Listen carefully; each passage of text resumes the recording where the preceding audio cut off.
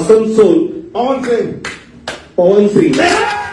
महज टिकट मिलने के 17 घंटों के अंदर पावर स्टार पवन सिंह ने खुद चुनाव नहीं लड़ने का फैसला किया या फिर बीजेपी ने उन्हें बैकफुट पर धकेल कर ट्वीट करवाया। क्या पवन सिंह बिहारी बाबू और अपने आसनसोल के विरोधी प्रत्याशी शत्रुघ्न सिन्हा से डर गए और चुनावी मैदान छोड़कर भाग गए, या वो अपने होम टाउन आरा से चुनाव लड़ने की तैयारियों में थे? क्या अब पवन सिंह बिहार से चुनाव लड़ेंगे, वो भी किसी दूसरी पार्टी के टिकट पर, या बीजेपी उन्हें बिहार से टिकट देकर करेगी डैमेज कंट्रोल? ये वो सब सवाल हैं जो power star famous Bhojpuri singer और बिहार के लाल पवन सिंह के आसनसोल से चुनाव न लड़ने के फैसले के बाद सुर्खियां बना रहे हैं। मानो हर तरफ लोग ये सोच रहे हैं कि जो आदमी हर इंटरव्यू में ताल ठोक कर कहता था कि मैं तो इस बार पक्का चुनाव लड़ूंगा चाहे जो हो जाए, तो फिर रातों रात ऐसा क्या हो गया कि पूरा गेम ही पलट गया? तो आइए आपको बताते हैं क्या है पूरा माजरा।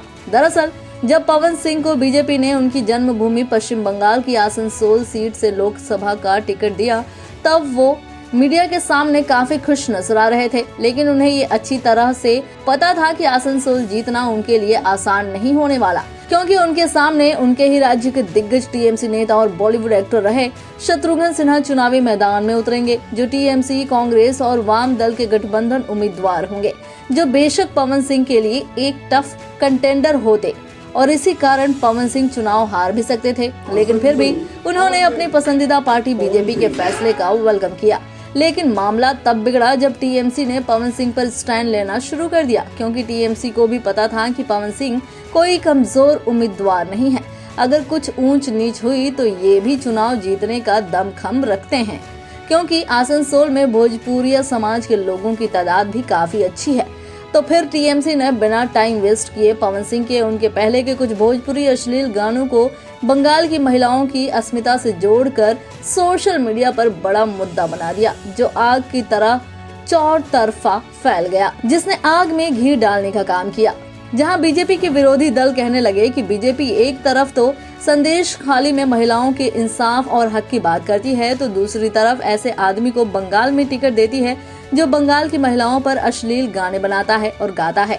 और बस क्या था, जैसे मामले ने बड़ा तूल पकड़ना शुरू किया, बीजेपी को एहसास हुआ कि पवन सिंह को आसनसोल से टिकट देना कहीं पार्टी के लिए बैकफायर न कर जाए। इसीलिए पवन सिंह को चुनाव न लड़ने वाले फैसले का अल्टीमेटम दे डाला। और आगे क्या हुआ ये सब पब्लिक डोमेन में है। ऊपर से पवन सिंह की उस क्लिप का वायरल होना जिसमें वो कह रहे हैं, मैं एक्टिंग कर सकता हूँ, गाना गा सकता हूँ, लेकिन राजनीति मेरे बस की बात नहीं। इस क्लिप ने भी पहले पवन सिंह और फिर बीजेपी के लिए मुश्किलें और भी खड़ी कर दी हैं।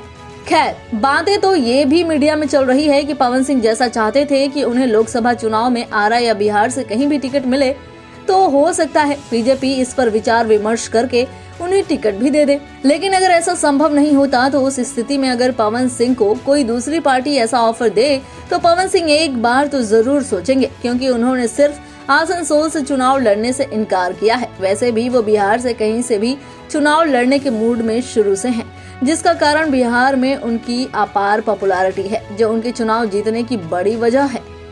पूर्वांचल लाइव की ऐसी ही लेटेस्ट और चटपटी अपडेट्स और गॉसिप के लिए बने रहिए अपने फेवरेट चैनल पूर्वांचल लाइव के साथ।